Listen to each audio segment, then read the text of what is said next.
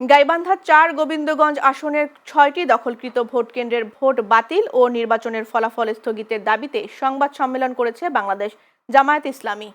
আজ সকাল ১১টায় গাইবান্ধা জেলা কার্যালয়ে এ সংবাদ সম্মেলন অনুষ্ঠিত হয়। সংবাদ সম্মেলনে বক্তব্য রাখেন গোবিন্দগঞ্জ উপজেলা জামায়াত ইসলামী মনোনীত প্রার্থী আব্দুর রহিম সরকার। তিনি অভিযোগ করেন, গাইবান্ধা ৪ আসনের ৬টি ভোট কেন্দ্র দখল করে জাল ভোট প্রদান ও অনিয়ম করা হয়েছে। এসব কেন্দ্রের ভোট বাতিল এবং নির্বাচনের ফলাফল স্থগিতের দাবি জানান তিনি। এ সময় উপস্থিত ছিলেন গাইবান্ধা ২ আসনের সংসদ সদস্য ও জেলা আমির আব্দুল করিম সরকার।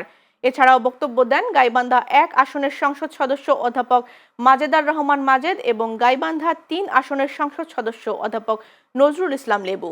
বক্তারা এ অনিয়মের সুষ্ঠু তদন্ত করে দোষীদের বিরুদ্ধে ব্যবস্থা নেওয়ার দাবি জানান।